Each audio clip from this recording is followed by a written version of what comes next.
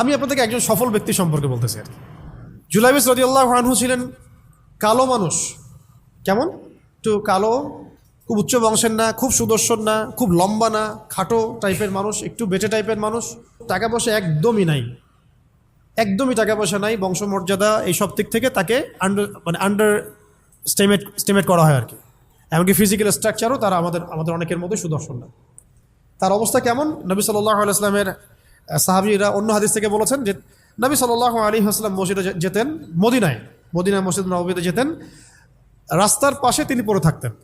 ধরেন আমরা মসজিদে হেঁটে আসতেছি, রাস্তার পাশে একজন বসে আছেন, গায়ের জামা কাপড় খুব একটা উন্নত না, ছেঁড়া, তাসবিহ নিয়ে জিকির করতেছেন। আপনি কি খুব ফোকাস করবেন তার দিকে? করবেন না কিন্তু। তো মানুষ তার দিকে ফোকাস করে না খুব একটা, যাওয়া আসা করে, সে পড়ে থাকে। কেউ খাবার দিলে খায়, না দিলে খায় না। এইভাবেই তার দিন যাচ্ছে। কোথাকার ঘটনা এটা? মদিনায়, হিজরতের পরের ঘটনা। সাহাবীর নাম জুলাইবিস রাদিয়াল্লাহু আনহু। খুব উচ্চ বংশের না, অর্থবিত্ত নাই। বারবার বলছি, আমি রিপিট করতেছি কেন? বিকজ এটা আপনাদের সাথে অনেক অনেক মানে সাইকোলজিক্যালি মিলবে বিষয়টা অনেকের সাথেই, এবং এটা আমাদের খুব ভালো করে জানাও দরকার আছে। তো একদিন নবী সাল্লাল্লাহু আলাইহি ওয়াসাল্লাম তাকে বললেন যাওয়ার সময়, হে জুলাইবিস তুমি কি বিয়ে করবা? খুব মজার আলোচনা না এটা আমাদের কাছে, অনেকের কাছেই। হে জুলাইবিস তুমি কি বিয়ে করবা না? প্রশ্নটা এরকম ছিল, হে জুলাইবিস তুমি কি বিয়ে করবা না? তুমি তো আকাশ থেকে পড়লেন, ইয়া রাসূলুল্লাহ আমাকে কে বিয়ে করবে? আমার না আছে চেহারা সুরত, না আছে আমার বংশমর্যাদা, না অর্থবিত্ত, আমি কিভাবে বিয়ে করবো? কে মেয়ে দিবে আমাকে? কে আমাকে মেয়ে দিবে? তো ওদিন নবী সাল্লাল্লাহু আলাইহি ওয়াসাল্লাম চলে গেলেন, কিছু বললেন না। পরের দিন আবার বললেন, ইয়া জুলাইবিস আলা তাতাযাওয়াজ, তুমি কি বিয়ে করবা না? একই উত্তর, ইয়া রাসূলুল্লাহ আপনি গতকালকে এক কথা বললেন, আবার বলতেছেন বিয়ে করবেন, আমাকে কে বিয়ে করবে? তৃতীয় দিন নবী সাল্লাল্লাহু আলাইহি ওয়াসাল্লাম আবার বললেন, আলা তাতাযাওয়াজ ইয়া জুলাইবিস, তুমি কি বিয়ে করবা না হে জুলাইবিস? তিনি এবার বলছেন, আপনি কি আমার সাথে রসিকতা করতেছেন? আমাকে কে বিয়ে করবে? তো নবী সাল্লাল্লাহু আলাইহি ওয়াসাল্লাম বললেন যে অমুক আনসারী সাহাবীর বাসায় যাও। অমুক আনসারী সাহাবীর বাসায়, আনসারী সাহাবী কারা? যারা মুহাজির সাহাবীদেরকে আশ্রয় দিয়েছেন। অমুক আনসারী সাহাবীর বাসায় যাও, সেখানে একজন বিবাহযোগ্য নারী আছে, মেয়ে আছে, তাকে গিয়ে বলো যে আমি রাসূল সাল্লাল্লাহু আলাইহি ওয়াসাল্লামের পক্ষ থেকে আমার বিয়ের প্রস্তাব নিয়ে আসছি। তিনি গেলেন, যাওয়ার পরে বললেন যে আমাকে প্রস্তাব সহ পাঠানো হয়েছে। মেয়ের বাবা আর মায়ের রিয়াকশন ছিল অনেকটা সাধারণত যা হয় তেমন আর কি। তুমি বিয়ের প্রস্তাব নিয়ে আসছো, তুমি কি খাওয়াবা মেয়েকে? কোথায় রাখবা? তোমার তো নিজের কোনো থাকার জায়গা নাই। প্রশ্ন কিন্তু যৌক্তিক কি? আমি মেন তো বাবা, আমিও তো এই প্রশ্নই করবো নাকি? প্রশ্ন করবেন না? আপনার মেয়ে থাকলে এভাবে প্রশ্ন করবেন তো আপনি। তো তারাও সেই প্রশ্ন করলেন, এমনকি এক পর্যায়ে রিফিউজ করে দেওয়া হলো, না এটা পসিবল হবে না। এই কথাগুলো, কনভারসেশনগুলো ভিতর থেকে শুনছিলেন সেই মেয়ে নিজেই, আনসারী সাহাবী, মদিনার আনসারী মেয়ে। মদিনার আনসারী মেয়েরা কিন্তু অনেক সুদর্শন তৎকালীন সময়ের কাছে, উচ্চ বংশের, সুদর্শন, খুবই এলেমওয়ালা হতেন তারা, হিপস ক্ষমতা খুব থাকতো, খুবই জজবাওয়ালা, মানে জিহাদের মাঠে একদম যুদ্ধও করেছেন তারা, একদম নবী সাল্লাল্লাহু আলাইহি ওয়াসাল্লামের আশেপাশে ছিলেন। উহুদের সময় একজন আনসারী সাহাবী ছিলেন, মহিলা সাহাবী, উম্মে আমারা তীর ছুঁড়েছেন নবী সাল্লাল্লাহু আলাইহি ওয়াসাল্লামের পাশে। তো ওনারা কিন্তু খুবই গায়রতওয়ালা মানুষ। তিনি বলছেন, হে আমার বাবা মা, এই প্রস্তাব কে পাঠিয়েছে? নবী সাল্লাল্লাহু আলাইহি ওয়াসাল্লাম। যে প্রস্তাব রাসূল পাঠিয়েছেন সেটাকে কিভাবে তোমরা ডিনাই করো?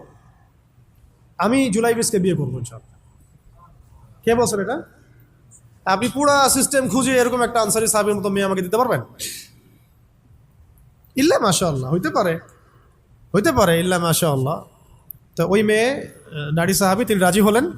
এবার শোনেন, এবার বিয়েও হলো, মাশাআল্লাহ, বাসর হলো, এবং সকালবেলা আওয়াজ হচ্ছে, মদিনার চারপাশে এলান হচ্ছে যে হে মুসলিমরা সবাই বের হও, ইহুদিদের সাথে যুদ্ধে আমাদেরকে খায়বারে যেতে হবে। ইহুদিদের সাথে যুদ্ধে আমাদেরকে খায়বার আক্রমণ করতে হবে। নবী সাল্লাল্লাহু আলাইহি ওয়াসাল্লাম তোমাদেরকে আদেশ করেছেন। এটা কিন্তু হুদাইবিয়া সন্ধির পরের ঘটনা। আর ইহুদিদের সাথে আমাদের বেশ কয়েকটা যুদ্ধ হয়েছে, বনু কুরাইজার সাথে, বনু কাইনুকার সাথে, বনু নাজিরের সাথে, এবং ফাইনালি খায়বারে এদের সাথে। তো জুলাইবিস রাদিয়াল্লাহু আনহু বের হয়ে গেলেন যুদ্ধের জন্যে, এবং খায়বারে যুদ্ধ হলো, খায়বার অবরোধ করা হলো, এবং খায়বার যুদ্ধের বিশাল হিস্ট্রি আছে, আপনারা পড়ে নিয়েন, লম্বা কথা। খায়বার দুর্গ জয় হয়, এবং এই দুর্গ পুরো জয় করতে, সবগুলো দুর্গ জয় করতে মোট 12 থেকে 16 জন মুসলিম সাহাবি শহীদ হন। 12 থেকে 16 জন বা 18 জনের মতো আর কি, এই ফিগার, এইটুকুর মতো 12 থেকে 16 বা 18, এতটুকু, এত কম সংখ্যক সাহাবি শহীদ হয়েছেন খায়বার যুদ্ধ জয়ে। আর ইহুদিদের তো বহু ইহুদি মারা গেছে। এবং খায়বার বিজয়ের পরে মুসলিমদের আর্থসামাজিক যে অবস্থান, মানে টাকা পয়সা, ল্যান্ড, গনিমতের মাল প্রচুর বেড়ে গেছে। এখন নবী করিম সাল্লাল্লাহু আলাইহি ওয়াসাল্লাম শহীদদের লাশ তালাশ করছেন, কোথায় কোথায় শহীদরা আছে, তাদের মানে কবরস্থ করার প্রসেসিং হবে। উহুদ যুদ্ধেও তো হয়েছে না, ওই রকমই প্রত্যেকটা যুদ্ধেই তো এটা হতো। তো লাশগুলো তালাশ করতে করতে করতে করতে করতে একটা কর্নারে গিয়ে তিনি দেখলেন সেখানে জুলাইবিস রাদিয়াল্লাহু আনহুর লাশ পড়ে আছে। কার? জুলাইবিস রাদিয়াল্লাহু আনহুর লাশ পড়ে আছে, যার ব্যাপারে আমি গল্পটা বলছি আর কি। এবং তার গায়ে অসংখ্য তরবারের দাগ, ক্ষতবিক্ষত অবস্থা, এবং তার আশেপাশে মোট 1, 2, 3, 4, 5, 6, 7, 8, 9 জন ইহুদির লাশ পড়ে আছে।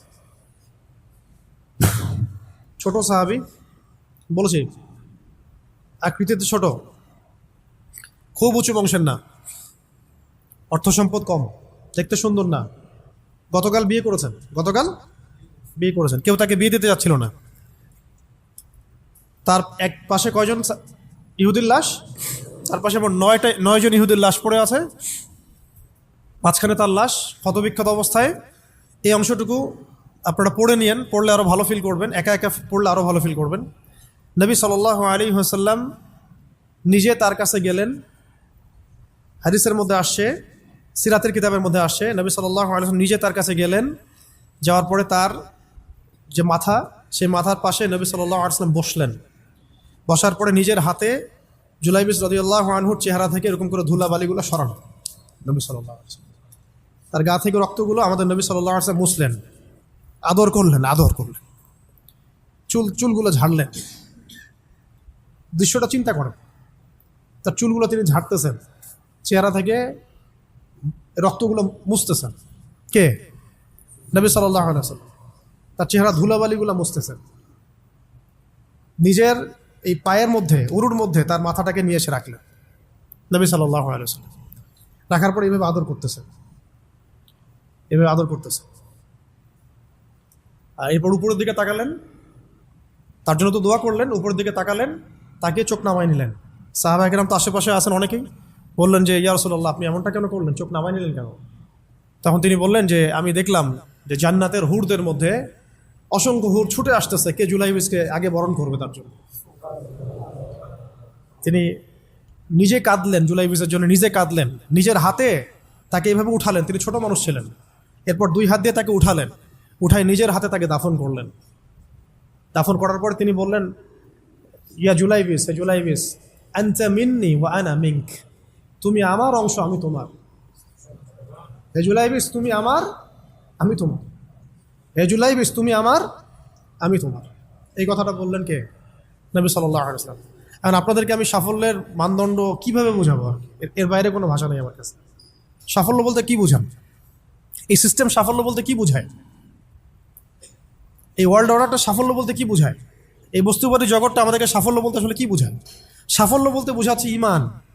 সাফল্য হলো ইমান, বিশুদ্ধ আকীদা, বিশুদ্ধ আমল, আল্লাহর আনুগত্য, রাসূলের আনুগত্য, দুনিয়ার জীবনে মুসাফিরের মতো থাকা, যতটুকু প্রয়োজন ততটুকু সন্তুষ্ট থাকা, একজন নেককার স্ত্রী, সুসন্তান সন্ততি, আদর্শ একটা পরিবার, হালাল একটা রিজিক, বাস।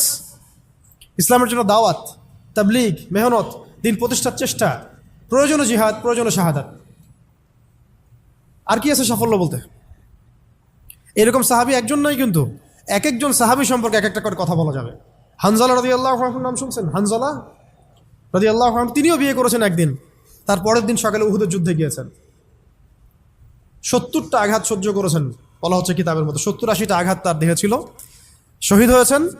উহুদ যুদ্ধে যখন সাহাবীদেরকে দাফন করা হচ্ছে, তখন তিনি নবী সাল্লাল্লাহু আলাইহি ওয়াসাল্লাম দেখলেন হানজালা রাদিয়াল্লাহু আনহুর লাশটা ভেসে আছে, বাতাসে ভেসে আছে, এবং লাশ থেকে পানি ঝরতেছে।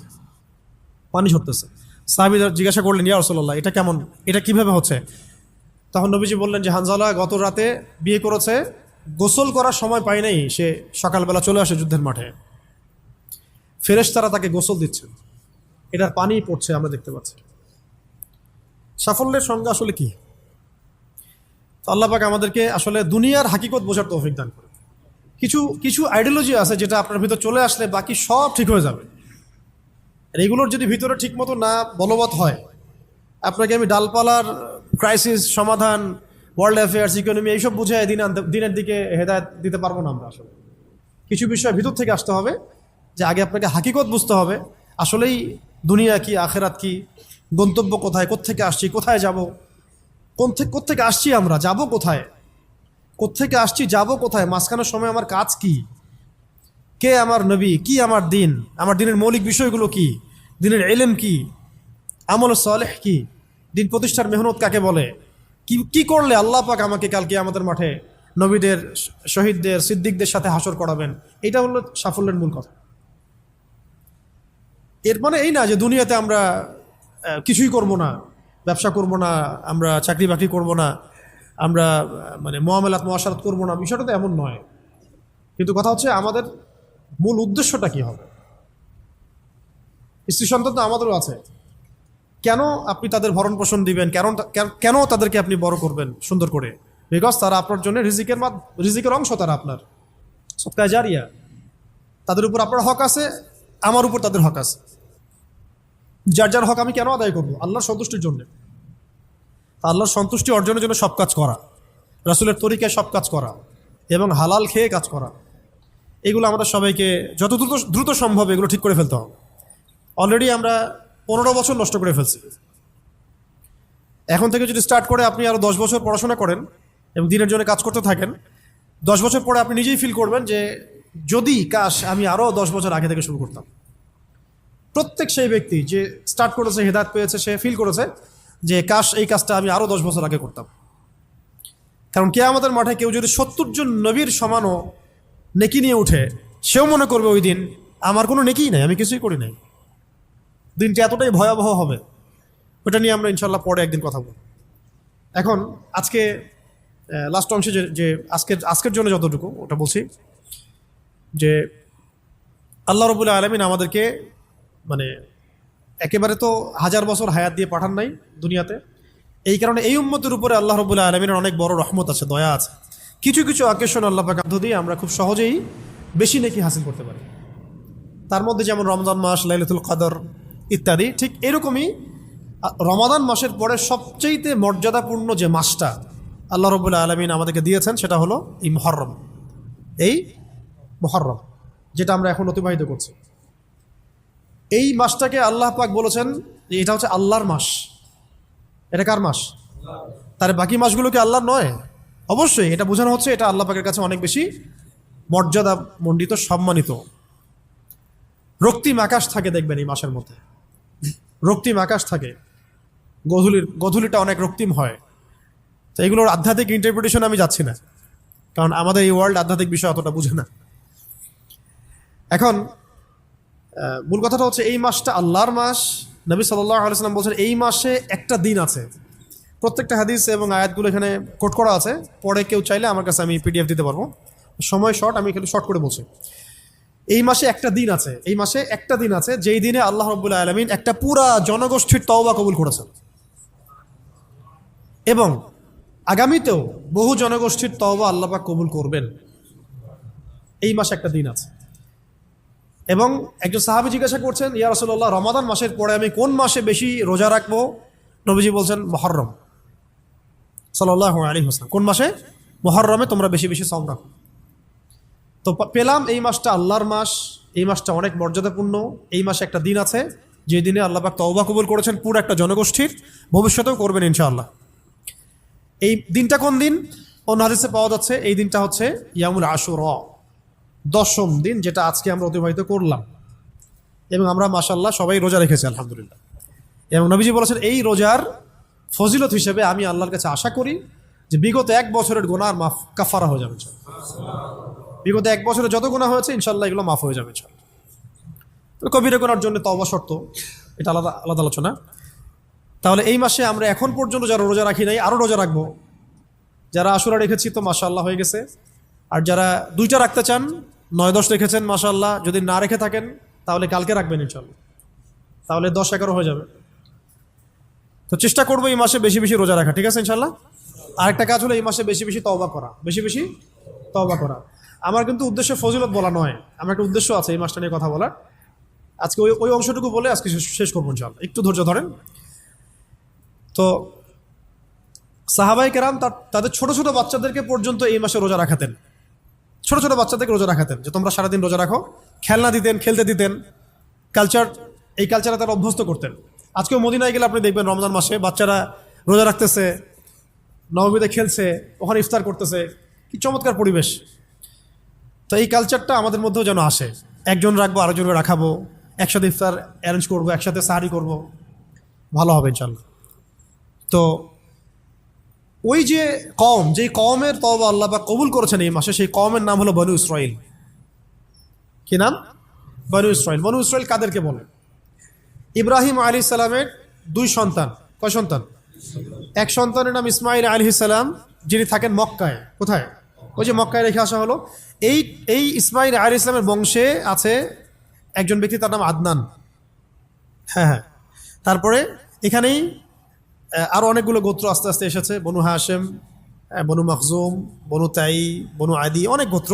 এই গোত্রগুলোর মধ্যে বনু হাশিম গোত্রে সর্বশেষ নবী মুহাম্মদ রাসূলুল্লাহ সাল্লাল্লাহু আলাইহি ওয়াসাল্লাম। তার মানে নবী সাল্লাল্লাহু আলাইহি ওয়াসাল্লাম ছিলেন বনু ইসমাঈলের অন্তর্ভুক্ত, বনু ইসমাঈলের অন্তর্ভুক্ত। আরেকজন সন্তান ইব্রাহিম আলাইহিস সালামের, তার নাম ইসহাক আলাইহিস সালাম। তিনি থাকেন শামে। শাম মানে শুধু সিরিয়া না, শাম মানে ফিলিস্তিন, লেবানন, জর্ডান, সিরিয়া সব একসাথে শাম আর কি। ওইখানে থাকেন ইসহাক আলাইহিস সালাম। তার সন্তানের নাম হলো ইয়াকুব আলাইহিস সালাম, যার ওই যে 12 সন্তান, একজন ইউসুফ